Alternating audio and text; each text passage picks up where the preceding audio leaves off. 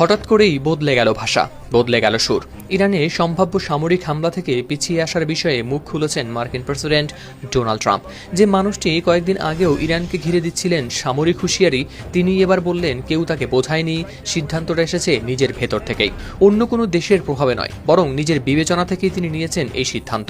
সম্প্রতি সৌদি আরব, কাতার ও ওমানের মতো উপসাগরীয় দেশগুলো ট্রাম্পকে যুদ্ধ থেকে বিরত থাকার পরামর্শ দিয়েছিল বলে গুঞ্জন ওঠে। ফ্লোরিডায় যাওয়ার আগে সাংবাদিকদের সামনে দাঁড়িয়ে তিনি সেই দাবি নাকচ করে দিয়ে বলেন, কারো পরামর্শ নয়, বরং নিজেই নিজেকে বুঝিয়ে এই সিদ্ধান্ত নিয়েছেন। বার্তা সংস্থা এফপির প্রতিবেদনে প্রকাশ পেয়েছে এ তথ্য। এদিকে মার্কিন প্রেসিডেন্টের এই নাটকীয় সিদ্ধান্ত পরিবর্তনের পেছনে গুরুত্বপূর্ণ হয়ে ওঠে একটি ঘটনা। ট্রাম্পের ভাষায়, ইরান সরকারের বিক্ষোভকারীদের বিরুদ্ধে নির্ধারিত মৃত্যুদণ্ড কার্যকরের প্রক্রিয়া বাতিল করেছে। সেই পদক্ষেপই তার দৃষ্টিভঙ্গিতে ফেলেছে বড় প্রভাব। মানবাধিকার সংগঠনগুলোর অভিযোগ ছিল, ইরানের বিক্ষোভ দমনে হয়েছে ব্যাপক সহিংসতা, বহু মানুষ আটক হয়েছেন, শত শত বিক্ষোভকারীর মৃত্যুদণ্ড কার্যকরের খবরও ছড়িয়ে পড়ে।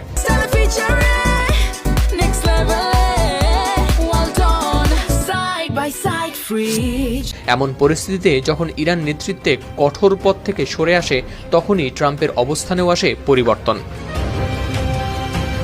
সামাজিক যোগাযোগ মাধ্যম ট্রুথ সোশ্যালের এক পোস্টে ট্রাম্প সরাসরি ইরানি নেতৃত্বকে ধন্যবাদ জানান। তিনি উল্লেখ করেন, বৃহস্পতিবার যেসব ফাঁসি কার্যকরের কথা ছিল 800 জনের বেশি মানুষের তা বাতিল করাকে তিনি সম্মানের চোখে দেখছেন। তার কাছে এই সিদ্ধান্ত মানবিক ও রক্তক্ষয় এড়ানোর একটি গুরুত্বপূর্ণ ইঙ্গিত।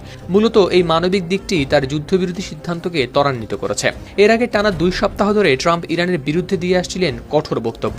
আন্তর্জাতিক গণমাধ্যমের খবরে বলা হয়, বিক্ষোভে হাজার হাজার মানুষ হতাহত হয়েছে। সেই তথ্যের ভিত্তিতেই ওয়াশিংটনের অবস্থা ছিল চাপ ও হুঁশিয়ারির। তবে 14 জানুয়ারি বুধবার যখন নিশ্চিত হয় যে বিক্ষোভকারীদের উপর হত্যাকাণ্ড বন্ধ হয়েছে, তখনই পাল্টাতে শুরু করে দৃশ্যপট। সামরিক হস্তক্ষেপের বদলে ট্রাম্প সংকেত দেন কূটনীতি ও সমঝোতার পথে হাঁটার।